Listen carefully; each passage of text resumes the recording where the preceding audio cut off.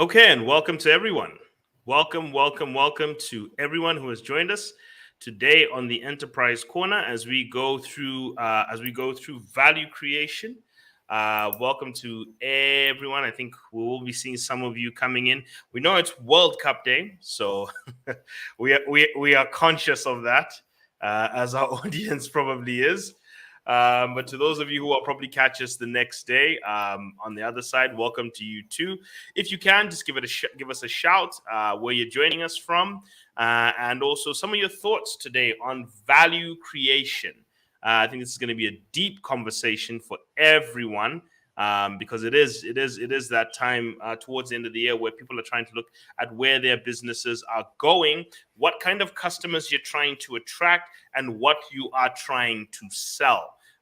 This is a key thing today for you all who are with us. Please join us more in a capacity of note taking. Today is a very strong it's a very strong session in terms of technicality. So this is the very technical side, rather than just the inspirational sides that sometimes we have been following. So you're going to be dealing with two very good models. So what we're going to go through today is the 6 dimensions of value. We have to talk about that. What is value? We're also going to go through Michael Porter's 5 forces, and what are the core elements of the core forces themselves. Michael Porter's value chain and the 5 elements of it. We're going to talk about 4 components that you should be working on in each of those value chains. We're also going to talk about the 5 forces model, which also is the environment that you work on in that same value chain. Then we're going to end today with a few case studies. And case studies to try and help you understand how to apply this also as your business as well, because it's very important to learn how to apply concepts, not just to learn and memorize concepts, but for the very important task of learning how to apply concepts and how to use them strategically as tools. So as we said to everyone, please take out your notepads. It's actually quite important today, because these are things to not just memorize, and not just for discussion points, but for that. But Shadrach, before we get started, our usual pleasantries. How are you doing, my brother, and how has your week been? Fantastic. The week is wow. I think the week is cool. The week is fantastic. You see, I've been having a very busy week, so I'm not sure if it's been very nice, but I think it's fantastic. Business wise, it's okay. Yeah, just I'm interested, man. I'm tired. Okay, but anyway, That's what the tired end is of the day good. is for. There are people who are tired of not having business. That's what they have. There are people who are tired of not having business. So just remember, it's good to be tired from your business, not good to be Very tired much. from no business. Or Yeah, people get yeah. tired Tired from is good. looking for money. No, that's good. That's Uh, fantastic. All right, so yeah. Kenny should be joining us sometime. If not, unfortunately, Kenny he's going through a period where he's also getting very busy, people. So we kind of just leave the door open for our brother when and when he pitches up. But we have left him some Mhm. notification of that. So today, Shadrach, our conversation, the aim of today's conversation, people, and as we said, give us a shout in the comments if you're with us. But the aim of today's conversation is to kind of get you to understand, where does value come from? How do you develop it? How do you manage it? How do you deal with it? Like, value is an extremely important concept you really want to have dealt with over a period of time. And value is what gets you paid. That's what I want as many of you to recognize. Value is what gets you paid. Your customers will pay you because of the amount of value that you're going to be delivering to them. And often they'll find that the price of which you are offering is often a fraction of the value they are perceived to be receiving. Okay, that's what a happy customer is. A happy customer is a person who feels like they've gotten 2 times the value than the price that they're paying. So if they're looking at something as 100 kwacha, they're thinking, "Wow, this is 300 kwacha almost worth to me." The joy and the speed at which it's been given to me. So the first thing I wanted to look at is the dimensions of value, and I want everyone to kind of write these ones down. And value is just simply your ability to do something, make something, sell something, create something, manage something, communicate something. It's about having something done. Okay, whatever the task is, whether it's creating a show or a podcast, or it's generating information and knowledge, or it's making a cake, making a pie, or it's creating a bottle of juice, whatever it is, growing tomatoes, it is valuable because somebody somewhere is saving money, they're saving time, they're saving pain in some way, shape, or form. And what you just simply want to know is this: a person who is valuable, something that is valuable, is something that you've gotten that is, and here are the 6 dimensions I'll tell people: bigger, okay? In other words, you can get more of it when somebody delivers it. So it's bigger, it's better. In other words, the quality or the reliability or whatever standard of quality that you're using is better. So it's bigger, better. You deliver it faster. Okay. In other words, I can get it at a much faster rate because time is of the essence, especially to a generation who is more about convenience. We like to microwave our food. We like to go into a shop and within 5 minutes we can get our food out. That's what fast food has been about. Especially in the restaurant business. There's some people who like the dining experience, but quite a lot of people, they're constrained with time. They just want to get their food and get out or consume it as quickly as possible, or we want ready to consume food. Okay, so it's bigger, better, faster, stronger. Stronger is the 4th one. We're looking for something that has less of an opportunity, that when I get it from you, I get it in a way that is less likely to be risky than the other alternatives. I can trust that the quality I'm going to get is not going to vary. So a strong brand or a strong product is not going to vary. Bigger, better, faster, stronger, and also simpler. Sometimes some things are very complicated, so you're offering me a simpler version, a much more simple way of doing it. Let me give you a simple example. Banks, unfortunately, sometimes will ask you for paperwork after paperwork after paperwork. Meanwhile, a mobile operator will say to open an account, you just need to bring your NRC and have your phone registered. Or if your phone is already registered, you can do it already. You notice that's a simpler process. And what's happening is more people are using it because it is a simpler process. So simple is actually quite important because then you're allowing people to do things without going through learning curves, without too many mistakes, without too much error, without too much suffering. So simpler. And then finally, cheaper. If you are a small business, I would advise you to stay away from being cheaper. The reason is that being cheaper requires big supply chains, economies of scale. It requires a lot of infrastructure for you to be cheaper. Cheap is very expensive for a business, very expensive. Any single movement is very difficult. You have to have a big business to be comfortable doing things cheaper, because then you have to access cheaper credit. You have to have bargaining power with your suppliers. You have to have control over your consumers. You have to have control over almost every aspect. And we'll talk about that later. So being cheaper is not a good idea when you're starting your business, but you can do that later when you're bigger. But when you're smaller, I want you to focus on the first 5: bigger, better, faster, stronger, simpler. Okay, that is a reason somebody will be willing to pay you, because you're offering it better than them doing it themselves, than the substitute, and also your competitors. So you must be bigger, better, faster, stronger, simpler than doing it yourself, your competitors, or any other substitutes that you can use. Shadrach, I don't know if you can bring in anything from those dimensions of value. Wow, I like the part you just mentioned. People don't pay you because you have a nice product. No, people pay you because of value. And I give an example, Mnyumba. Usually that when you are, for example, let's say you run a restaurant, all right? Yeah. And then you charge your food at a certain amount of money.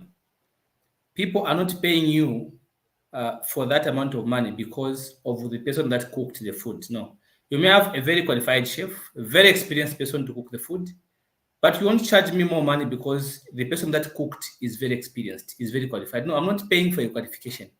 What I'm paying for is the taste that I'm going to get from the food.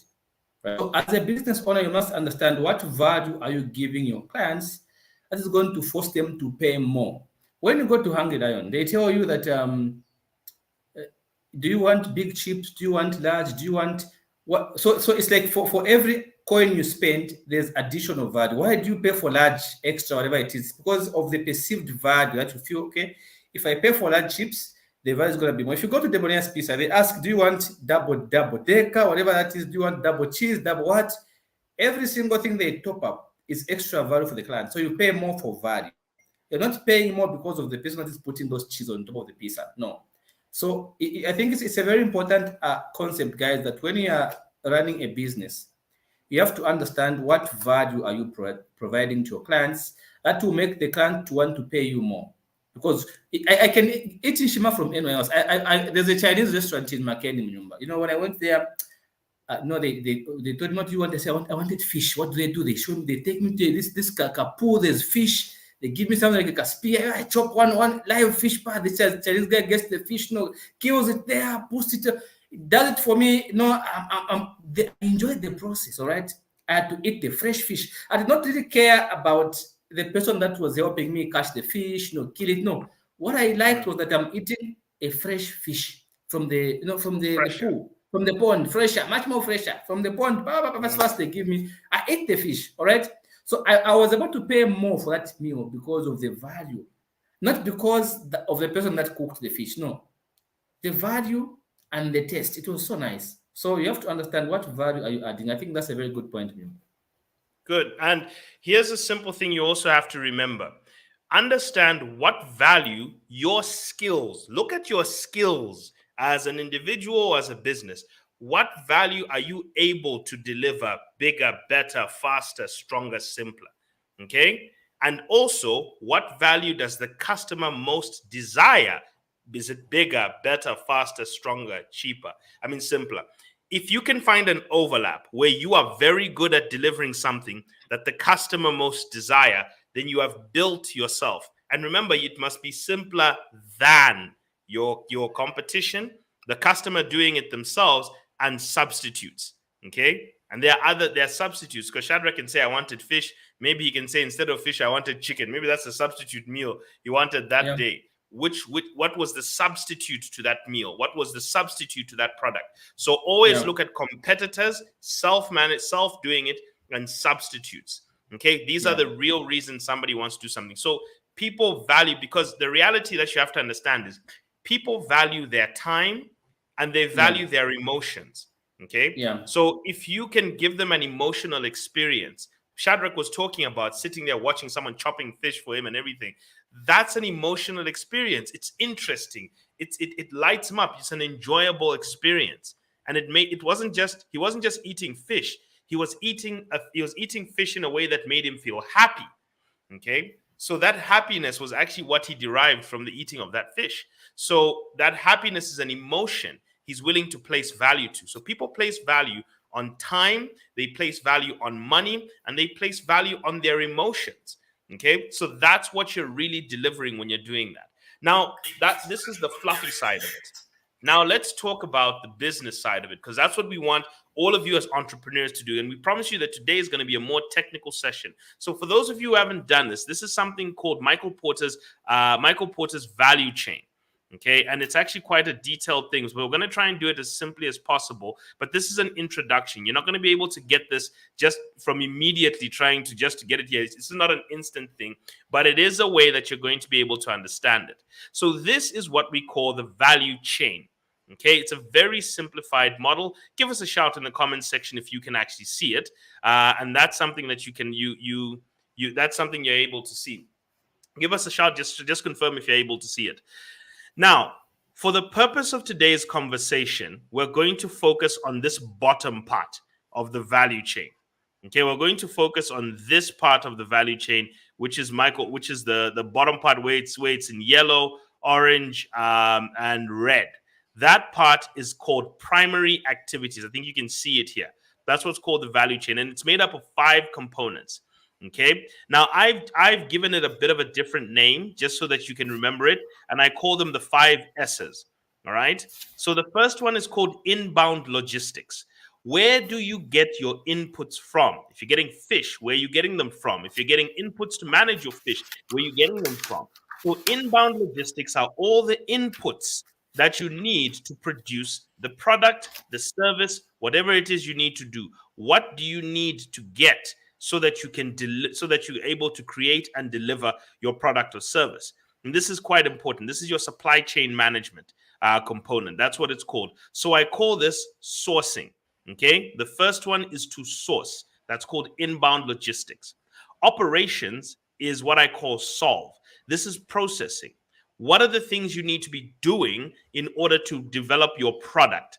Okay, whatever service, your product, whatever it is. So know your product. You know what it is. So now you're trying to figure out how to deliver it or how to create it. So you have to create a product, create a service, whatever it is. You are transforming inputs to create a product. These are called operations here. I call this solving, because this is where you're solving a problem. You're getting these inputs to create the solution for the customer's problem. Okay, so you source and then you solve. The third one is outbound logistics. How do I get my product or my service from where I am? I've solved it. How do I get it to my customer? This is your distribution network. This is how you get it out. Are you getting it through wholesalers? Are you getting it direct to consumer? What other things you're working on? What strengths do you have?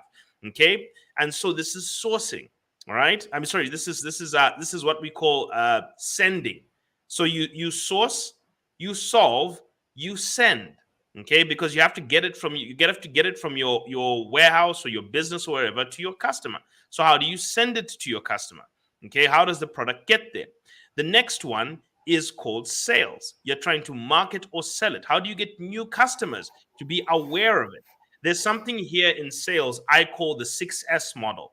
Okay, and 6S model just stands for a process of how you get someone to advertise and stay with you. Now, all I ask is, how do you get a customer? It's basically these: see, signal, start, stay, spend, sell. Okay, these are phases that a customer will go through. Okay, I want someone to write that down in the comment section. See, signal, start, stay, spend, sell. And simply, how do you get a new customer to see you? Okay, how are your adverts working? How do new people see you? How do you get them to signal that they're interested in you? Okay, because you want people who are signaling interest, not people who are not happy with you. You want people who signal interest. You want people to then start. How do they say, okay, I'm interested. Can I start? How do I start? So get to the process of how they can start. You want a little friction.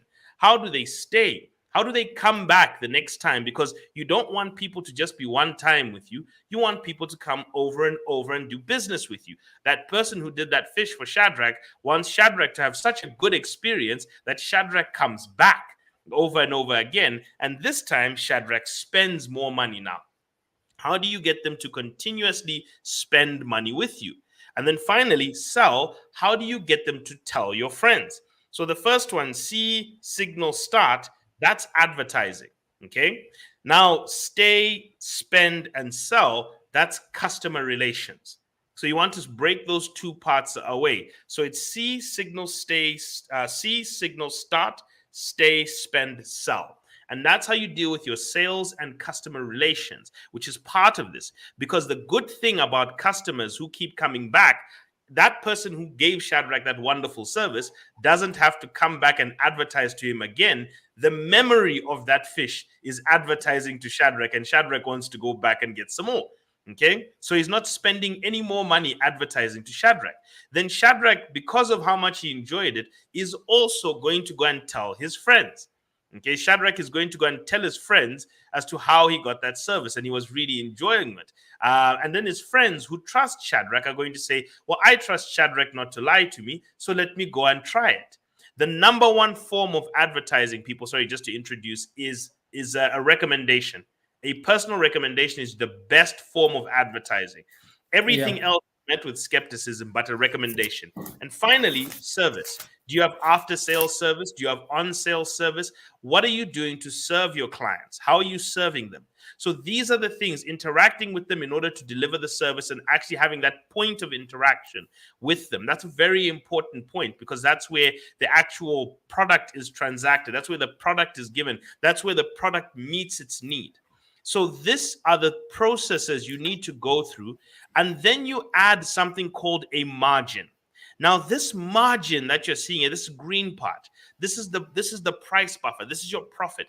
It comes from you being able to do it bigger, better, faster, stronger. So people pay this extra margin. Shadrach knows that he doesn't have a fish pond at his house. He doesn't have the skills to do this thing, to do fish that fresh. He knows that. So he's paying because somebody else has trained to get those skills And that margin is to support that person who's doing that. It's paying for those skills now. I'm paying for a person who can do it better than I can, or than I can find it anywhere else, bigger, better, faster, stronger, cheaper, or simpler than I can do it myself or find it elsewhere.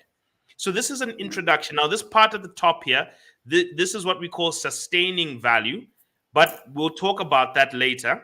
So this is we'll talk about that at another point. Today we're going to focus on this core part here, because when you're starting your business, you must focus first before you start having procurement departments, technology, HR, firm infrastructure, accounting systems. You do need a basic one, people, but before you start thinking about all of that, you need to be able to bring in inputs, solve. So remember, you have to be able to source, solve, send, sell, and serve. You have to be able to do these 5 S's, which then gives you this extra margin if you can do it bigger, better, faster, stronger, cheaper, simpler than the person or the competition. Shadrach, I hand it to you so that we can kind of switch to anyone, and hopefully people are kind of keeping up on this part. Yeah, this is a very good model, guys. And like Mnyumba is saying, if you look at these the core parts of the value chain, my personal favorite member is the after sale. The after sale service. I love the after sale service. Do you know why? This one, the one that says marketing and sales. Now, on marketing and sales, we have marketing and sales, then the service. Now, on service here, there's something called after sales service. Yeah. All right. When you go to Toyota Zambia today, you buy a vehicle. What Toyota Zambia does, every month, they will give you a call and they ask you, hey, Mnyumba, how are you finding our 2020 highlights? How is it? Do you like the experience? Do you have any problems? If you have any problems, you tell them. They quickly send somebody to pick up the vehicle. They ask you to please come through to our service center. We come and take your vehicle. So they have this service sale that this after sale service that you just feel that people care about you. So the reason why people keep going back to Toyota Zambia to buy vehicles is because of the service that they keep receiving even after you've purchased the vehicle. You can't behave like a conductor when you are going to town. They say, town, they stop anywhere, all right? Once you are in that vehicle, there's no respect. They can even insult you, all right? They can fight you. So they don't have the after-sale service. For them, once they get money from you, you are nothing. But for you to survive as a business, I remember I was saying, how do you make people stay with you? Remember, I run a school. I have people that have stayed with me from inception. I have people that are doing with my platform for a master's level. A lot of them. Some of them say from the scratch, from level 1 up to degree, up to master's. I'm still lecturing these students. Do you know why some people have stayed? Because of the service that they receive, even away from school. All right, we can interact. I help them with getting jobs. I have helped a lot of students to get employed in this country. All right. So there's also this thing of just the service after you learn some. Sometimes I call them, how did you find the session? What is it? Is there anything that we can do better? So because of the service that we keep providing, people keep on staying. So guys, if you're going to be successful, you have to understand. All right. Like Mnyumba said, look at inbound logistics here. All right. This is like the art of your business. Because most of you, when you're starting, you want to use a very wrong strategy. That's penetration strategy, which is a very bad strategy to use when you're starting. Like we were saying, you can't be cheaper when you're just starting. Come on, you need money. So how would you start giving out money?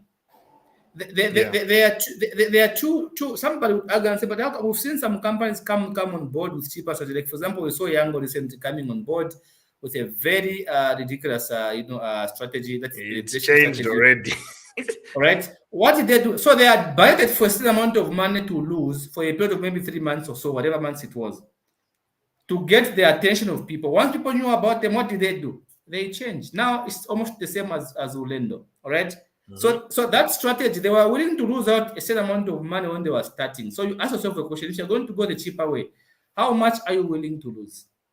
A good salesman, a good investor does not lose money unnecessarily unless you know it's going to come back to you. All right, so this is the part don't want to mess up, the inbound logistics, because they're talking about how do you receive your raw materials, how do you handle storing inputs, all those kinds of stuff, even rentals for under this first part here. Because some of you when you're starting, I want a very nice place. Then you're paying a lot of money on rentals, electricity, a lot of expenses at the start. In the end, you can't see the margins because the expenses are outweighing what the value people are paying for. So unless your value is so much that people are willing to pay an extra amount, then you can do a lot of stuff at the inception. But before you go anywhere, guys, please remember inbound logistics is like one of the most important. If you get this one right, your business is on track to seeing greater heights. And of course, numbers already tackled on operations, outbound logistics, marketing, and sales, and also after sales service. So create a relationship with your customers. All right. So once you can manage your costs here, because what makes you Number mentioned the word we said economies of scale. And let me explain this, guys. When we say economies of scale, here's what happens. I order things online, all right? If you order one laptop, all right, you still be able to pay about 520 kwacha, all right? If you order 10 laptops, because when you're buying online, they charge you per gram when they are shipping those items. So if you have between 1 gram to 5 grams, you're going to pay, say, 500. Between 1.5 grams to 3.5 grams, you're going to pay 1,000. So if you buy one laptop, for example, it is 40, maybe 1.5 grams, you're still going to pay 3.5 because it's within that ratio. But if you buy 10 laptops and they are falling within 3.5 grams, you still be able to pay the same amount of 1,000. So that's where the economies of scale are coming from. You are spending less because you are buying more. So that gives you a chance to charge less. Have you seen? So if you buy one laptop, shipping you still pay 1,000 because it's falling within 1 to 3.5. But if you buy 10 laptops and they are falling within 1 to 3.5, you still pay the same amount of money for shipping. So you are spending more on one laptop to ship it. I am spending less for shipping how much? 10 laptops. So my economies of scale are coming that I'm buying more, so I'm spending less per unit. So I have the ability to reduce prices, not you who's just starting. Because for you, you are losing money, my friend. Right? That's what economies of scale mean. So when you are starting, you don't have economies of scale. You can't become the cheaper way. All right, you have to go with the scheming way. That's a story for another day. I think, remember, it's been very, very clear. And I hope, guys, you are taking notes. This is a very important session that you want to make sure when you are starting your business, this is the part you have to get it right. This is where bankruptcy happens. This is the part you have to get it right. There's something called the critical success factor. Something you must do right for you to succeed. And if you mess it up here when you are starting, guys, everything is going to be out of your league. And there's a point, remember, that at some point I'm going to want to share with our friends here on inbound logistics. All right. Here, there's something that I add as an addition. And this is something, remember, are you able to see my screen? Because I can't see my screen. Okay, let me just remove this one so that you're free to share this one. All right, so there's something that I would like to show you quickly that you must do right when you're starting, guys. You must do this one right when you're starting. You can't afford to mess this thing up when you're starting. So there we go. I'm sharing some notes here. All right, please tell me if you can see them. Yes, we can. All right, so it is at inception there where you also have got to understand this total risk here.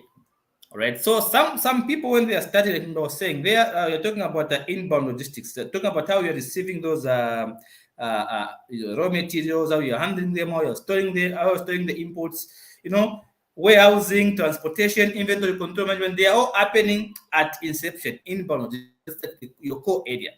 So it is that same part where you're supposed to understand what risk are you facing. Because if you don't understand the risks at inception there, you are going to lose. So there's something called unsystematic risk, and then there's something called systematic risk.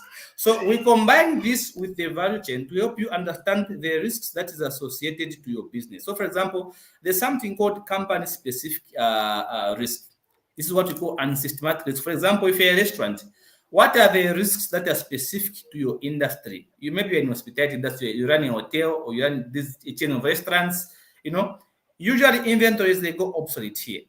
If you buy food, meat, milk, those things are perishable items. So you have to understand, how do you reduce that risk at inception? Because there are some factors you can't control. Systematic risk, for example, prices in the markets. You can't control those ones. You can't eliminate those ones, but you reduce the losses on your business by managing unsystematic risks associated specifically to your business at inception there. All right. So I'm not going to go into details of diversification and stuff like that, but I just want to point out to you that when you are starting, it's at that point in that box where it says inbound logistics, where you must be able to understand your unsystematic risk and manage it from there. Remember, I think I'd like you to bring back your diagram so that I can point out this point from there. Yeah, because there's something I wanted to add also to it. Yes, but continue. Yes. So now here, guys, if you see that box, the inbound logistics, that's the part where you must understand the systematic risk and the unsystematic risk. Unsystematic risk, you have no control. All right. You can't do anything about it, but here you have control. See what happens here. This is the part where I'm talking about how you're receiving your raw materials. How are you handling and storing your inputs to the production system? That we can talk about warehousing, transportation, inventory control, rentals. All these things are happening here. So you have to understand what can go wrong at that particular part, so that you can reduce the costs at inception. Once the costs are reduced, your operations are going to fall into play, because operations are not just converting resources, that is raw materials, into finished goods. So here there's not much problem, but the issue, sort out your things here. What type of inventories are you dealing with? Let me add something, Shadrach. Sorry, it's here. You're not able to see? Okay. I think you can continue. I think I'll pick it up later. So let me just add something to this. The question we often get along this point is, these are 5 things to manage. These are 5 things you have to be able to do. And it's very difficult to do things all together at the beginning. It can be difficult. So here's what I suggest to as many people. Find one part to do. Okay? Yeah. Find one part of this value chain you do very well. And the most likely part I will even suggest to a person to do is actually starting here at sales and marketing and service. You know why I say this? A lot of people build products that people don't want, and they end up with an inventory pileup. That's your biggest risk when you're a small business. Inventory pileup. That is the most dangerous thing that can happen to you, and that's where a lot of businesses end up shutting down at the beginning. It's because of, unfortunately, inventory pileups. So to get rid of the inventory pileup problem, you either want to get work experience or start as an agent in the product. Okay, direct sales agent or something. And here's the reason why. You get information about the consumer. You actually learn the consumer's needs, and then you build the product around your knowledge of the consumer's needs. I want everyone here, just guys in the comment section, how many of you started in sales, in whatever industry you're in or you are in right now? How many of you, please put in the comment section, just with a show of hands, how many of you are in the sales component of your business? And I want to tell you something about sales. A lot of people are blind with sales, where they treat sales as, it's just something I do to make money. Actually, people, sales is not just money. It's a gold mine of information. I used to work on the back ends of the stock markets, and I understood things a little bit, but when I started working on the front end, when I started engaging directly with customers, not where I was a researcher and I was working in the back end, business development, those areas. When I started working as the front end, where I was actually doing client services, I now understood the needs of the client. When I was there, that's when I could understand, okay, so this is where, when me and Matthew even started in bond trading before, a long time ago in another entity, we learned where the problems for a client to trade bonds on the secondary market was. And that's why we created this pipeline for people to get to the primary market. But it started by learning the sales process. So if you understand the sales component of what you're doing, okay, if you understand marketing, sales, and service. So here's my suggestion to anyone. Start by selling finished products. Okay, you know that even if anyone has noticed, our friends at Ulendo have even started an Ulendo restaurant. After doing Ulendo Eats, where they were delivering people's food, guess what they got? Information. The person who has the most information about the industry is actually the salesperson. The salesperson knows the costs of the products, while they also know the costs and the willingness of what the customer wants to buy. So because of that knowledge in sales, you are actually able to now say, let me now design the product, because I can see what are my customers constantly complaining about. Here, when you're talking about after sales service, you are the one who gets to know what the customers are complaining about. You are the one who gets to understand what the customers are really happy with. So you know exactly what to build and what skill sets are around before you go around investing in inbound logistics. The mistake I've seen with many businesses is they start investing in operations and inbound logistics, which then becomes wrong because they start serving the wrong product. They don't Yeah. make any sales. Yeah. They have to scrap these inbound logistics, start again. Now they're in Yeah. debt. They have to hike their prices. They're struggling to pay a loan and out of business. This is Yeah. what I mean by you go out of business if you don't manage this Yeah. properly. So the Yeah. cheapest way to start any business is to start in serving and selling, because you get to know the customer. You actually get to know the customer when you're serving and selling to them. Sell them finished products. The person who's actually if you work as a mobile operator at a booth, you get to know what people are busy, what they're transacting. You know why they're coming to your booth. You know what they're doing. You know where the booth operations sometimes are going wrong. You know what it is that needs to be improved better. So then the person who's sitting at a booth, if you are alert, you actually can learn to start seeing the business opportunities in mobile technology. Then you can start saying, let me start learning how to build a solution. So if anybody, Yeah. I urge you, start by selling and then work your way backwards to this. Okay, sell, then maybe do the outbound logistics and the sales, then do the operations. Now, let me tell you something, Shadrach. Do you know who did that in Yeah. Zambian history? Trade Kings. Mm. Trade Kings started by selling Yeah. products. Yeah. And Yeah. you Yeah. actually learn. They started by selling products. Once they learned what the customers wanted, they started now distributing products. Then once they got that even better, they started manufacturing. Now they're even going to the point where they're even grabbing some farms if they have to, because they'll know what's important. So start by serving and selling.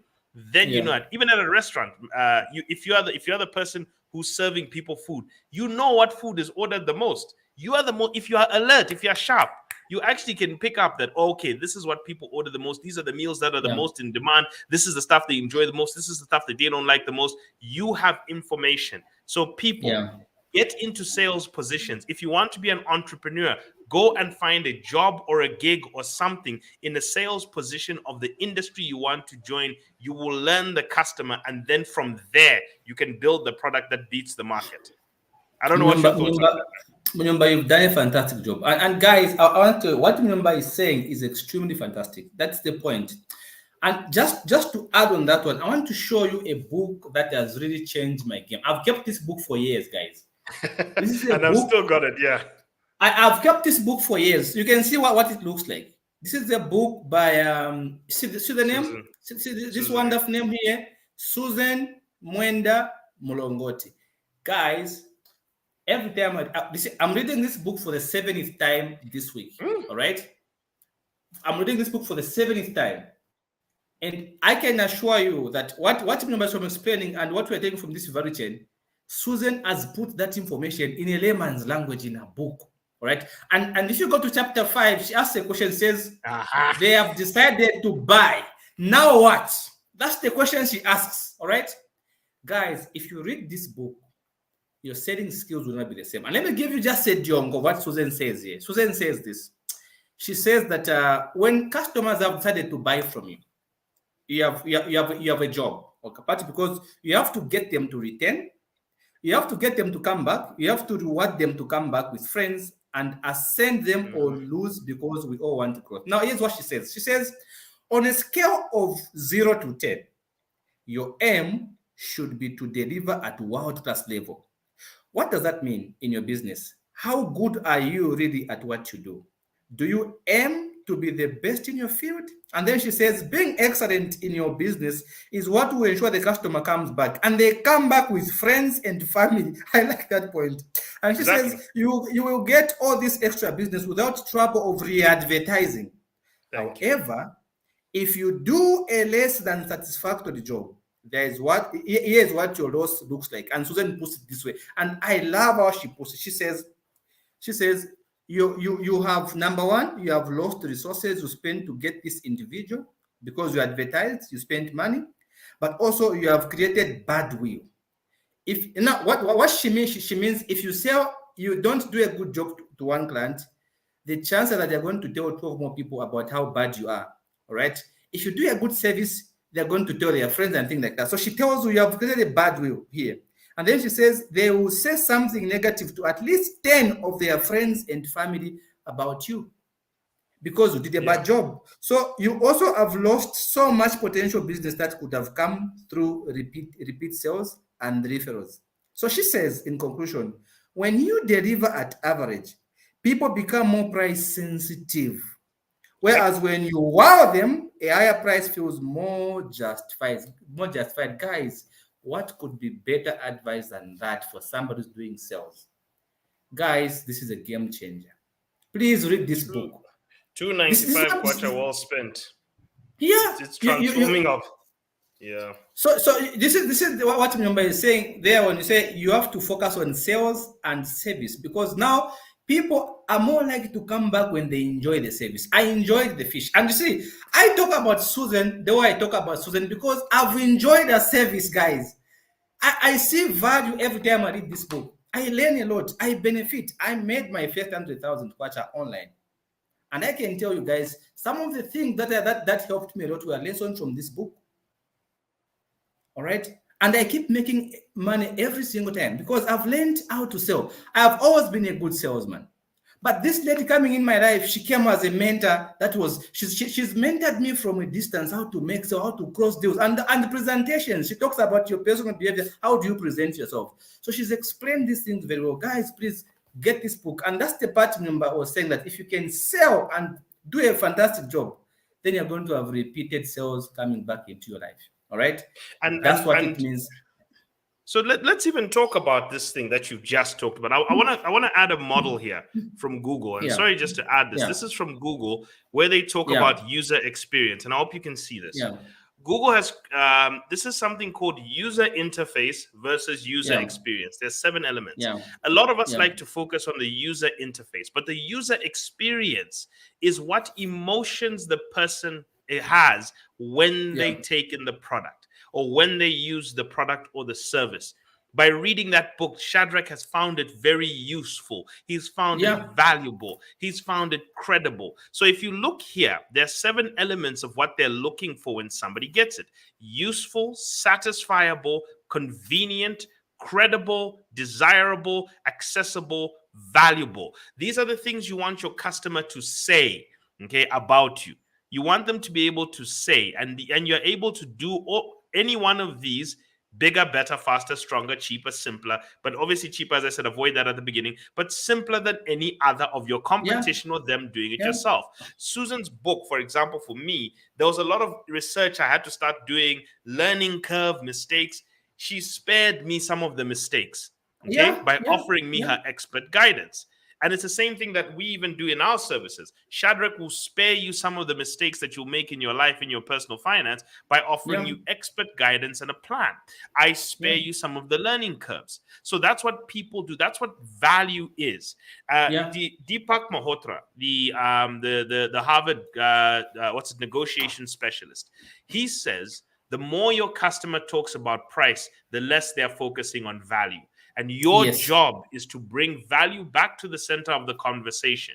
Vusi Tembokoya gave a perfect example of a lady who charged 800 rand to do manicure and makeup and hair for a lady, for another lady. And she says, but some people say it's expensive. So it's like Vusi Tembokoya told her, I said, okay, where is she going? It's like, where's the customer going? She said, okay, what if she's going to a wedding? Tell the woman, what if your ex is there? What if your ex is at that wedding? How much is it valuable to you for your ex to see you in the best look that he's ever, for him to drop his jaw and to regret that he left you? How much is that valuable to you? Then you start to see that the value to that customer now, it starts becoming more emotional. Because here's the trick, people. You have to also learn when you're selling, you have to learn to understand human emotions, yeah, because sales yeah, decisions are driven by human emotions. People yeah, have a yeah, pain that they are going through emotionally that they would like alleviated in order for a yeah, person to purchase the product that they want from you. So yeah, if you can understand the psychology of your customer, because here's the yeah, problem that you may find, and I want to explain this to people as simple as possible. Here's the problem a lot of you may find. You may find you've gone and invested in inbound logistics that maybe yeah, help your fish taste fresher, okay? But what if yeah, your customers want it spicier? You see the fantastic. difference. You've gone to invest in freshness when they wanted spice. Okay. And Yeah, that's what they're looking for. They're coming for a spicy or a different taste. What if you're yeah, busy investing in freshness and storage in your inbound logistics when your customers are like Hungry Lion customers who are come there for speed? What if they've come there and they want their meal in 5 minutes? Okay, that's a different type of logistic you should be looking at. So you have to be very careful to make sure that you get the specifications that your customer is mostly emotionally satisfied with.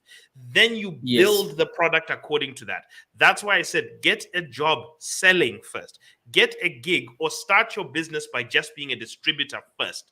Learn what's going on. Do you know people why companies like ShopRite now have their own brands of juice, or Pick and Pay have their own brands of juice? It's simply because they've been monitoring what people are buying. When they see people buying all these brands of juice are there, have you noticed that every shop first starts by selling brands? Then have you noticed they sneak in an in-store brand? That in-store brand comes as a result of them learning all the Yeah. information. That's why I Yeah. said even Ulendo has started an Ulendo restaurant. Guess where they got the information about what to put on their menu? From all the food they were delivering on Ulendo Eats. Yes, they were gathering They were, data. they were, Data. they were Data. gathering data. So if you are a salesperson, my greatest advice to you is use that as a data gathering opportunity. Learn the Yeah. customer, Yeah. build the product, and then make it better from there. So start your business in sales first, because there's no business anyway without sales. There's no business. You can make a phenomenal product, but if you can't sell it, what's the use? What's the use of if Nothing. you can't sell a So product? what? So sell first, then build a better product from the sales part backwards. So I just wanted to put that out for people. Now, there are four components I just wanted to add to these five forces, which I just wanted to put in for everyone. So for each of these things, be it inbound logistics, operations, all of them, you need to be Yeah. able to, one, set a level of expectations. What are the Yeah. standards you want to reach on each of them? Whether it's inbound logistics, operations, outbound logistics, marketing and sales and service. Set standards, okay, that you need to Yeah. reach in order to deliver a good service. Because remember, Yeah. a customer who has a good user experience comes back and comes back with friends. Trust me, people, a recommendation is one of the best things in the world, because you don't Yeah. have to spend money advertising. And by the time that person has called you from that recommendation, they are sold. They're already ready to Yeah. buy. The second thing you want Yeah. to do is to then to set processes. What processes do you have to enact in order to get to that Yeah. standard? What are the Yeah. things you have to do? So lay it down in terms of habits and processes for you to be able, in terms of your inbound logistics, what are the daily, weekly, monthly, you have to put these down. The next thing you want to do is then assign responsibilities. Who is supposed to be doing this? Okay, who is responsible for this? Write and document these down. And then what you want to be able to do is to set up systems. Whether the systems are Excel, whether they're manual, whatever, but set up systems to do two things: to be able to consistently do the activity and to track the activity, because data is king, people. The most important thing you can have about your business is data. You know that data itself has become an industry, and people are getting paid for data and analytics now. So your data inside your business, the data on your customers, the age of your customers, the marital status of your customers, do they have children? Do they not? Are they college educated? Do they not? What Yeah. languages?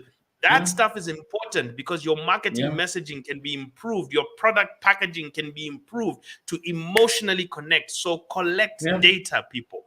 Data on Yeah. your vendors, data on everything. So before you bring in all this, first collect data on customers, then collect data on products and competitors, then collect data on even vendors. Where can you get the best ones? So this is what I want you Yeah. all to understand when Yeah. dealing with this as a process. Is there are four elements. Just please write this down again, people. Set standards. Number two, design processes and procedures. Number three, assign responsibilities. And four, Yeah. design systems. If you have systems, Yeah. responsible people to operate those systems, procedures that they can follow, and standards that they're expected to meet, you will do something very important. You will meet your standards consistently. Okay. So if you can do something consistently, you know what you get from your customers? Trust. Mhm. Consistency is a very important thing, because if a customer comes back the second, third, and fourth time and gets the same service, you Yeah. are now a habit for them. Now they Yeah. trust you, and people are very guarded with what they trust. they tend to just stick with what they trust, and then they can take the journey with you. So consistency plus good delivery leads to people who stick with you, and it's very hard. And they are even willing to pay a premium because people will pay more for things they can trust. Okay, that's why you find that foreign, more expensive products are selling more than local cheap products because people Yeah. trust those products. That's what you have to be Yeah. able to say. Anyway, Shadrach, I give that back to you. Remember that's a fantastic point, guys. Again, we get back to you. This is one thing. One thing I always say: if you are going to succeed in your business, be a good salesperson, guys. Selling is the fundamental element of everything that happens in business. Without selling, man, you're nothing. Yeah, No matter how beautiful you are, handsome, if you have it's like a a round football team head, with no strikers. you can't. And here's what Susan says again in this book, guys. So I'm getting a sneak peek. I'm giving you a dionko just for you to understand why I say she's put things straightforward. She says, make the process smooth. And then she asks, she says, how many steps does your customer have to go through to gather to get the actual product? Okay. Then she asks again the question, if the process is long, tedious, boring, or complicated, you can lose a customer you have already closed. That is unwise after all the hard work of trying to get him in. Did you see that? So by making the process tedious, all right, the process by making it longer, difficult, you are wasting your time because you've put in so much marketing to somebody. Somebody's finally they want to buy from you. But again, the process is too long for them to get the product. Can you make it smooth? And she gave an example of ZIA. Remember, you and I know ZIA, how it has been for the past few years. It was a mess, but now they've improved. The system is now fantastic. At least things are now, I'm able to do things on my own when I go to ZIA and I file returns, I do. But in the past, at the time Susan wrote this book, she explained the ZIA process and just how difficult it was for you to operate it on your own. It was so, just, I don't know how to explain it.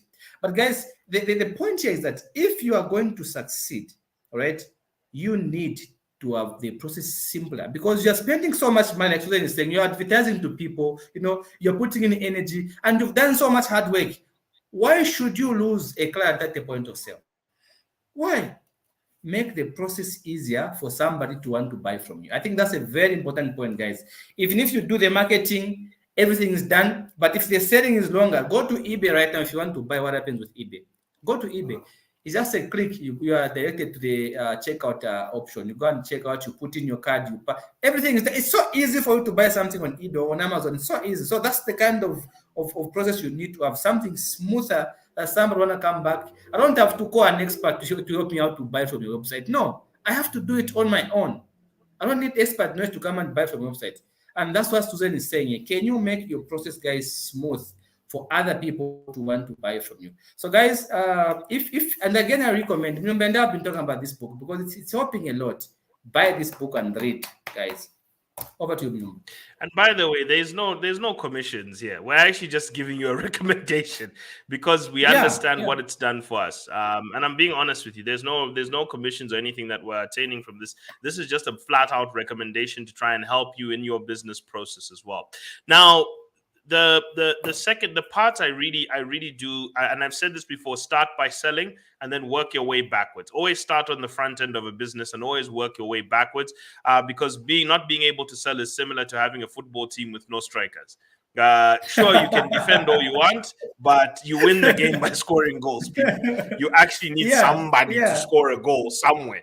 So it's just something that you need to work on. So even the first thing is being able to sell the product of your industry is actually the first step to actually succeeding as an entrepreneur in your industry. The book is called 7 Steps to Better Sales Results by Susan Wenda Mulongoti. Someone just asked about that, so I'll just say that again. So Shadrach, maybe you can just put that in the comments section just for people. Now, so there's the book. So there you go. That's what you can look at. There's just a light, unfortunately, glaring. That's why people aren't able to see. There it is. And it's odd because I've had it for years. Okay, so it looks a bit odd. Okay. No. There was just the light. The light was just hitting it. So now here's the next step of your value chain, people. Here's the other part, and just if you can see this is very important. Michael Porter also made a second part of this called the 5 forces, and the 5 forces determine that part that says margin. How much margin, in other words, how much profit margin can you attach to your product? And these are the factors that determine how much margin you can attach to your product. And here it goes. And it's called, these are rivalry amongst competitors. So the first thing you have to look out for, and I'm going to start from here. I'm going to go anti-clockwise, as we'll say, or I'm going to start from here. This is called bargaining power. Let me start from here. This is called bargaining power of your buyers. Okay. So, and it looks at this. How many customers do you have? If you have a few customers, they have more bargaining power. This is why people who start doing all their business for the government go bankrupt very quickly. You've got one customer. Okay. And that customer can determine when they can pay you. They can determine how much they can pay you. They've got so much control over you. That's why all those guys who are tenderpreneurs, they go bankrupt very quickly because they only have one customer. So when you give one customer too much power, they dictate your life, they dictate your cash flow. And that's why so many guys who are government suppliers are always saying, no, we're behind on payments, we're struggling with this, because you have one customer. Then also, what is the size of each of your customers as a percentage of your total orders? So if one customer is dominating like 50, 60% of your business, even that is dangerous. Okay, for you, because they are controlling you, they're controlling your price again. So if you want bargaining power, you don't have to have many, I don't have to have thousands, but just have enough so that you've spread your risk, because that's a risk. It's called a concentration risk. The third one is the difference between you and your competitors. If you and your competitors are exactly the same to your customers, in other words, the perceived difference between you and your competitors. This is why Susan was saying, do not go in cheaper. She actually even advises that in the book. Do not go in cheaper because it's dangerous. And I'll tell you this from personal experience. Cheaper will destroy you at the beginning. You don't have the money for it. I've tried. There are businesses that are in the graveyard right now of my past, which are because I thought, let me go in cheaper on day one. And I've learned that lesson. Okay.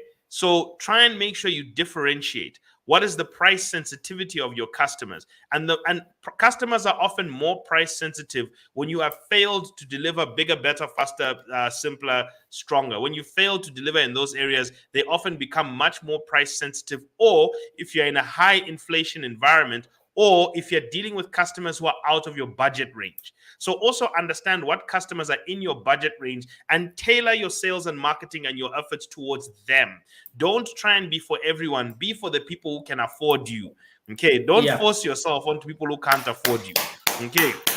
And that's also dating advice. Fantastic. Now, the other part is buyers. My friend. Buyers, do the buyers have the ability to substitute you for something else? Is there an alternative product that they can utilize? And do they know that? And do they have access to it? Do buyers have the information available? And do they have low switching costs? Let me give you an example. If you're trying to switch, let's say you've got a loan running with a bank and you want to switch that loan to another bank, what is the cost? What is the higher interest rate you'd incur from asking another bank to acquire your loan? Maybe they'll say, look, our interest rate is 5% more. That's called a switching cost. What's the cost of you switching internet service providers? Oh, I have to buy a new dongle. I have to or a new MiFi device. How much is that? That's called a switching cost. So if customers are incurring low switching costs, like the cost of a SIM card is just a few, it's a few kwacha, and then it just takes a few minutes to activate it. That's a low switching cost. Okay, so that gives your customers bargaining power. Okay, so that's number one. Bargaining power of your customers will determine how much of a margin you are able to add to your costs along your supply chain. All those activities you are doing, how much do they cost you? Then you add a margin because of your value. What is that? The second one you're looking for is threats of substitutes. So in other words, how many substitutes are there for you? Are there many alternatives for you? If they are, that's something you have to watch out for. That affects your ability to add a bigger margin. The second one is the buyer's propensity. Are the buyers constantly always switching between substitutes? What's their behavior? Do they say, okay, if I can't get this fish, I can switch to this other fish? That's what and they're comfortable with it. I've seen some people say, look, if I can't find chama rice, I'll switch to mongo rice or I'll switch to Thai rice. I've seen some people say, no, I can't touch mongo rice. I like Thai rice. I've seen people say that. So if your customers are sticky to that specific thing, then they're less likely to go to subs. So you need to know their behavior. What is the relative price in performance of the substitutes? Are the substitutes getting cheaper? What is the perceived level of differentiation? Are you very different from these substitutes? People will know that, okay, these are just very cheap substitutes. We can only use them temporarily. And what's the switching cost to the substitutes? So it's between the customer going to another competitor. Do they know? Do you have few customers who have the power to switch between competitors? Do you have a lot Yeah. of substitutes? And then the third one is bargaining power with your suppliers. Remember now, this is inbound logistics. So I started That's first. painful. So I That's a started painful with the part, man. outbound Yeah, no, it is. So this is the inbound logistics. How many vendors do you have? Do you have options? If you only have one supplier, that supplier will price you a lot. They'll price you strongly. But if you have many Yeah. options, you can then negotiate your suppliers and move to the cheaper ones. So are you dealing with a lot of suppliers? Are you dealing with high costs? What is the uniqueness of each supplier? Is this supplier a quality guarantee? So therefore, if you switch, you start to sacrifice the quality of your product, which might sacrifice the quality of what you're delivering to your customer. Ask the questions. And what is the focal company's ability to substitute you as the person? What is your ability to substitute between you and your suppliers? Can you substitute suppliers very easily? If you're producing juice, can you substitute between juice from Zambia sugar sugar from Zambia sugar or sugar from Kasama sugar? Can you switch between Yeah. those two? Or do you Yeah. exactly need what Zambia sugar gives you? It meets your specifications. That is what we mean. Are you able to switch between them and their competitors? And Yeah. that's a key point. Then the other thing that fights you now in the industry is rivalry. You have to look at rivalry with the current people. In other words, how many Yeah. competitors do you have? How diverse are they? How concentrated? How much power do the people who are at the top of the industry have? How much is the industry growing? If it's growing slowly, it's very difficult to add big margins. Slow growing Yeah. industries Yeah. become difficult to add margins. What's the difference in quality? If your difference in quality, whether you're bigger, better, faster, the difference is not that great, then you're gonna struggle to justify a Yeah. bigger margin. Because if your customer is charging 10, you want to charge 15, that extra 5, what is it for in the customer's mind? Versus your competitor. If your competitor is charging 10, you're charging 15. What is the difference between you and your competitor that justifies that? And how difficult is it for people to exit? That also makes it difficult for people to enter, and the switching costs between customers. And finally, there's always new people who can come into your industry. Okay, always remember that. What's the threat of new people? Are there barriers to entry like regulations? Do regulators put licensing fees that are really high? Remember, I always say, people, one of the things that causes inflation is regulators blocking people from entering. Are there Yeah. economies of scale? If there are economies of scale in your industry, then you are able to win because you've already established those economies, and it'll take people growing to be able to compete with you and to get the profit margins you can. Is there brand loyalty? Brand loyalty makes it difficult. So this is why they tell you, don't go for cheap. Build brand loyalty, which is emotional. Yeah. And people build brand loyalty to things they find bigger, better, faster, stronger, simpler. Those are where brand loyalty comes in. Okay. Profit maximization is where they're just looking for something that's cheaper. Don't just be the cheaper option, be the brand loyal option. Is your industry highly capital intensive or getting to your Yeah. position? Have you accumulated a lot of experience? I've Yeah. accumulated 12 years of experience in my industry, and I've accumulated 7 years of experience as a licensed practitioner. It makes it very difficult for somebody to get to my point. Okay. And then you've got Shadrach, who's been in there for a long time as well, who's also accumulated a lot of experience understanding people. People become more comfortable dealing with experienced practitioners, and therefore that's a barrier to entry for them. Is it needed? Are there government policies that prohibit people from getting into there that make it very difficult? Access to distribution channels. Is it difficult to get distribution channels? Let me give you an example with retail outlets in Zambia. Big businesses who are big in these industries, the big manufacturers, have got control of shelf space at places like ShopRite and those Yeah. places. If you're a small business, you will barely get there. They'll ask you for too much, and they'll pay you at bad times. So getting to those distribution channels and getting favorable treatment is very difficult for the small person. So sometimes more small manufacturers, what do? They start by distributing to cantembas and people who are selling on the streets first, and then gain the market there before they go to ShopRite, so that they've already got a wider distribution network aside from getting there. These are studies that we've done in the industries knowing these things. So if you understand this model, all of these things affect, and I'm just going to go back here, all of these things, and I'm just bringing this part back, all of these things affect your ability to enhance this part. Sorry, let me just bring this back. Yes, to enhance this part of your business, the margin. Because the key you want is the margin. This is your profit. This is why you are in business. Okay, you want to make a profit, you want to make an impact, yes, but you truly can only sustain that by making a profit. And that those powers, you're not a philanthropist. So the key you're looking for is to make sure you can widen this margin as much as possible, and you can only do it by ticking those things, making sure you're hard to substitute, spreading out the buyers. If you start saying I'm just going to supply to government only, if you're doing loans and you'll say I'm only supplying to the government, the day the government fails to pay you, your loan business will go underground. Okay, if the government is your only client and the government fails to pay you on time, your loan business will be shut down. And Munyumba just is okay, guys. Looks like we have lost Munyumba. So now very quickly. So sorry about that. Yeah. So now we've come back onto this part of margin. The key you want to do is you want to develop margin. Okay. To everyone there, that's your number one call here. You need to develop margin. So Shadrach, sorry, I went through all of that in terms of Porter's 5 forces. What's your point on this point of making sure that you analyze your environment in order to be able to add your margin and to justify your value? So your value, your margin, and your activities, your primary activities. Yeah, remember, this is something I'm talking about. And I did also quote from Susan's book. She says, if you can wow your customers when you provide, a higher price seems to be justified. And I like how you brought out the Porter's 5 forces, all right? But because now these are the real issues that are happening in the industry, guys.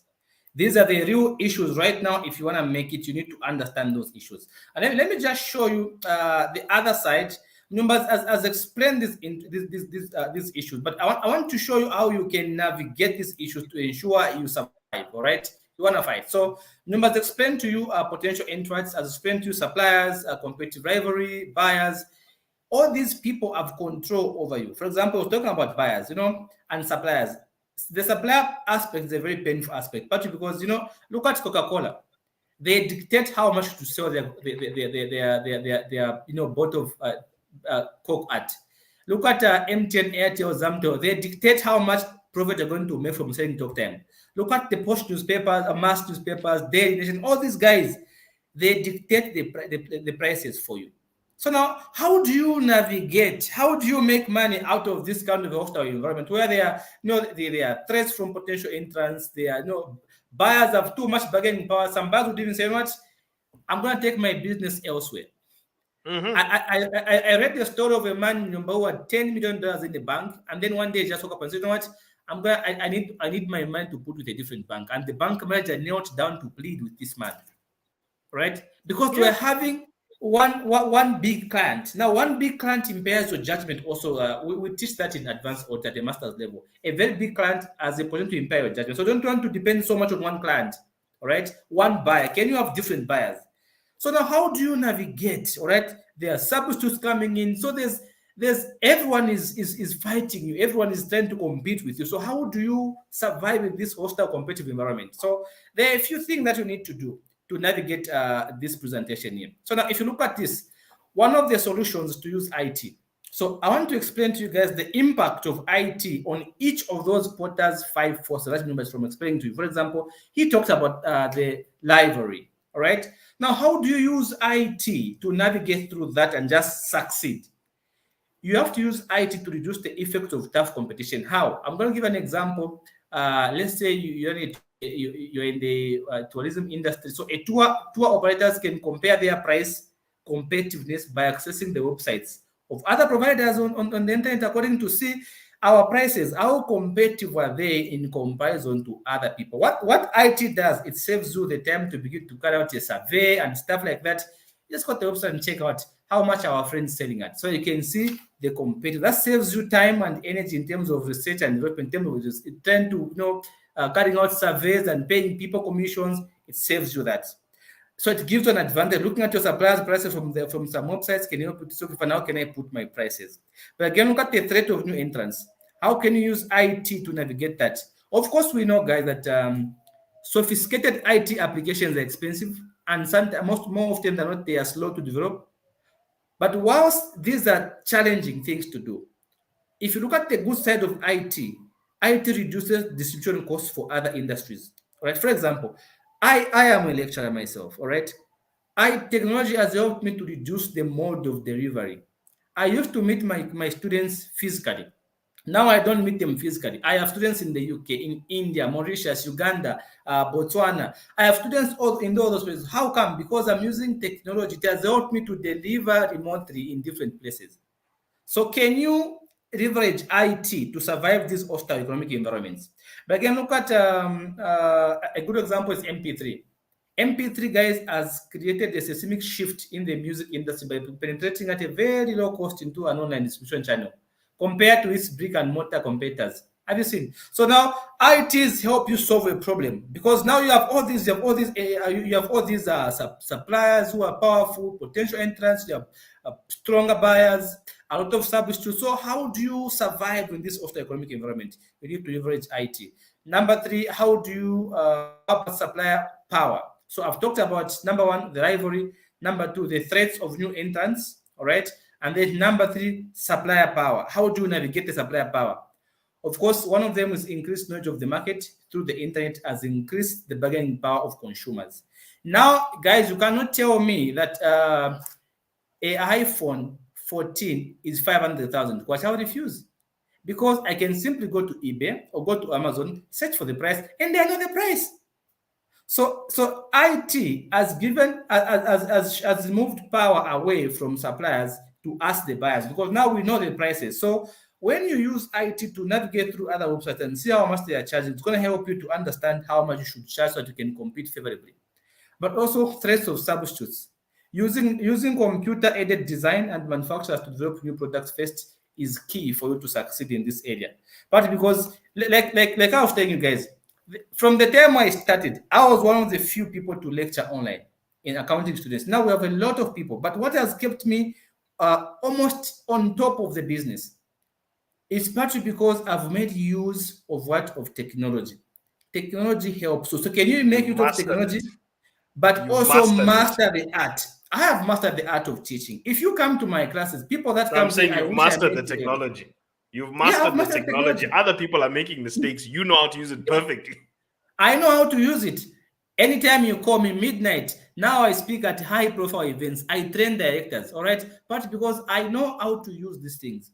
So guys, while the economic environment is so hostile, you can still compete, you can still survive. But one thing you can't do is what Munyumba said, all right? Do not go for cheaper. There is always somebody who can afford you. Last week, Munyumba, I was telling you about the clients I had.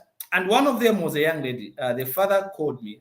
Somebody recommended this young lady. Somebody recommended me to this man. He calls me, tells me, "Not my daughter is having challenges. She's with SCCA, and she's having an exam in the next 2 weeks." All right. So I tell him, "Okay, fine. I'm busy, but I can do with your daughter for 10 days." And I charged him some amount of money. This man paid me. 10 days we learned with the daughter. Yesterday, 2 days ago, she sat for exams. And you know SCCA exams, the moment you sit for exam, the same day you see the results. She passed. She calls me, "Sir, she was very excited." All right. So the man sees that there's value in the service I offer to the daughter. What does he do? He tells me, "You know what? The moment now that she's happy, she's excited, I want her to continue with the same momentum. So now I'm going to get more business. This man is going to recommend me to other people with children who are having problems passing SCCA." All right. So that's how you create relationships. Can you deliver? Once you deliver, I don't have to advertise to this man. Susan does not have to give me money to advertise to me. No. I have seen the value Susan brings into my life. I have seen what she does into my sales life. I don't have to go and wait for an advert for my page. No. I can tell somebody about this book because I know the value. So I bought it because Shadrach told me. No, here's an example. I bought it because Shadrach told me. I bought 3 of her books because Shadrach told me. And then I went and got them and I experienced it the same. And I wrote about it on my page. This is exactly how it works, people. And I needed it, so I bought it. Yeah. Yeah, that's how it works. So, guys, what you can even see from what we are giving you, the value in this conversation. You can tell that you need to understand economics before you can begin into the investing. So, over to you. So now, just to kind of wind this up, I'm doing something here called a case study. Okay. And I'm Yeah. going to utilize this, and I want you all to pay attention. I'm going to give you a case study on Zambeef and Zambia sugar as to how their value chains differ and what margins and how margins improved for one. Now, here's the first thing I can tell you. Zambia sugar actually had bigger profit margins, has bigger profit margins than Zambeef. Zambia sugar has got 19% profit margins, while Zambeef has about 5% profit margins. And the question everyone asks is why?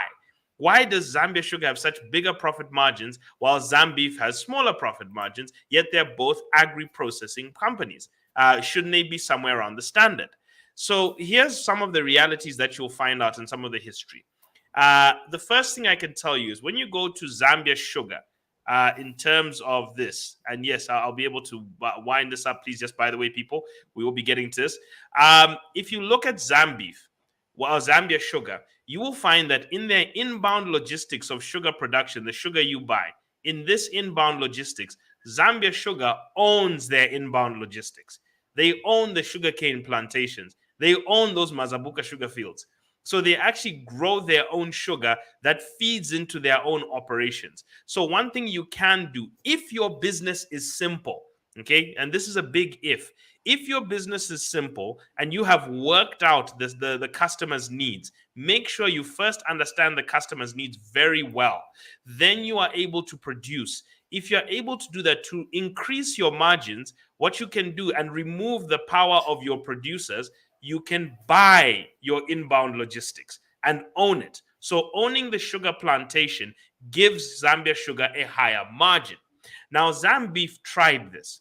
Zambeef tried to buy out dairy farms so that they could now start producing milk. They bought out farms to have their own cattle. They had chicken runs. They had everything. They've got so much. And what happened to Zambeef? Zambeef was making losses. They were going into debt. Yeah. So why did this work for Zambia sugar, and why did it fail for Zambeef in this one? And the biggest part of this case study is very simple. Zambia sugar has a single product. Zambeef Yeah. had Yeah. diverse products. Zambeef Yeah. had many things that they were doing. So they were Yeah. trying to produce cooking oil. That time they even bought amanita. They were busy buying all sorts of things. Now, each of these Yeah. things required so much.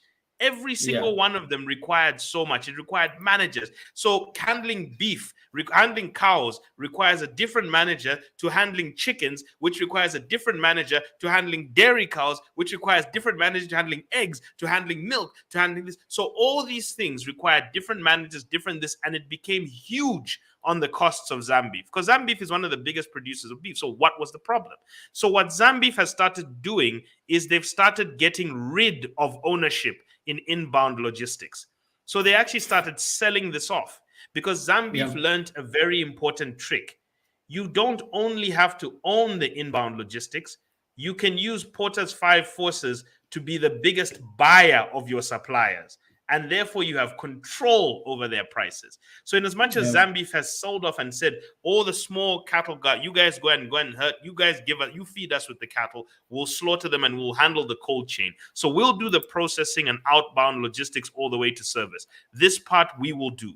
Now, some companies don't even do that. Some companies, Shadrach, even just go up to here to the sales and marketing and they Yeah. outsource to other companies, Yeah. smaller companies. Some companies only do this part, outsource, and then they inbound. So you must Yeah. know where are the parts you are the most efficient, where are you bigger, better, faster, stronger, and you don't have to adopt unnecessary risks like we talked about before. So what Zambeef has done is they've sold this part off, and now guess what has happened to Zambeef? Their profits have increased, the share value of the company has gone up, the margins have gone up. So they're actually growing again as a company. And now they're even trying to raise 100 million to improve because they have learned, due to the diversity of their products, they have no business owning the inbound logistics because it creates unnecessary cost, which thins their margin. And then the moment there happens to be any problem, like last time where you had that problem with Zambeef, where that problem with the weather, when you started having the drought. The moment they faced that, all of a sudden their whole margins got eroded. Zambeef had about 3% profit Yeah. margins. Net profits were 3%, while Zambia Sugar had about 17 to 19% of profit margins. So even inflation, when it affects them, it doesn't hit them as badly. And both of them have got equal pricing power. Okay, both of them are both big in the industry, but this one had unnecessary costs. So this is the lesson I want to give you about inbound logistics. If you're doing diverse products, be very careful about trying to own your inbound logistics. It will become a huge managerial cost to you. And we knew this because as a stock market analyst, this is something we picked up on as to why this company had to start going through cost rationalization. So what the new CEO, Faith Mukutu, has been assigned to do and improve the company. One more simple thing I'll just give you as an example quickly about pricing power. About having the power to dictate your pricing to your suppliers. I once dealt with a juice manufacturer who was dealing with the fact that the bigger juice manufacturers were buying sugar from Zambia Sugar and some of the suppliers at lower prices. But Zambia Sugar was then charging the bigger ones higher price, the smaller ones higher prices because of economies of scale. So now what happens is these smaller manufacturers could not come in cheaper, okay, because they could not access sugar cheaper, because sugar makes up half the price of the juice concentrate that you purchase. So that's just some of it that we just wanted to just put into there as an example of sometimes why you can't do it, because of your control of the purchasing power. So you must understand your value model, okay, and your five forces model to be able to dictate your price and your margin, and therefore to be able to run a sustainable business and grow your margin so that you can grow your profits, so that you can grow your business. And that's just a live example I wanted to give as many people as possible in this. There's much more we can give. We understand. But Shadrach, I hand it to you. What are your thoughts on those case studies as we wind up here? Remember, it's the same thing we mentioned as we started, that this first box here, the inbound logistics, is one of the most important boxes that you have to understand, because that's when you are starting. That's the critical success factor, right?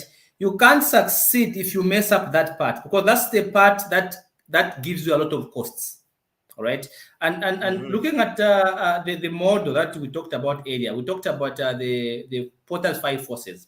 And let me just bring one thing that I did not mention. Now, there's one thing that I did not mention, remember, here, when we talked about the five forces, how you can navigate stronger supplier, bargaining power. We said if you have a very stronger supplier, all right, some suppliers are so strong that they dictate how much money you make. Like I said, you can talk about Coca-Cola, MTN, Airtel, Zamtel, these mass newspaper. All these guys are stronger suppliers. They dictate how much money you make when you buy from them. Now, you don't want that. That's very painful, all right? So how do you navigate and make more money, all right? Use IT. And number 4 says supplier power. Number 3, you have to increase access to different suppliers. This is going to help you decrease the power of the current suppliers that you have. So can you begin to look for other ways of how you can access the same product or something similar from other suppliers? Because one supplier is going to just hold you, hold you to a thread, and you can't breathe because they are dictating how much money you make. See, people also talk them. They got to buy a lot of talk them. They make 2 kwacha. For maybe after saying is it 50 kwacha or whatever it is, small amounts of money. So looking at what Mnyomba has been able to say here, Zambeef has been able to be successful now because they've understood something here. Mnyomba, please bring back that diagram. Okay, there we go. Good. Okay, yes. They have understood that this part here, the inbound logistics, was something that was taking them down. So what have they done? They've focused on what is now working for them, and they are now succeeding. So you want to do better on the first part there, the inbound logistics. So I remember saying earlier, we said, guys, if you can do well on sales and marketing, these other things are going to fall in line. The first, can you sell something that is already made? So once you have enough experience, all right, then you can now begin to do your own things. A lot of us, we fail because we want to leave what is already working for what is possible. No. First of all, master what is working.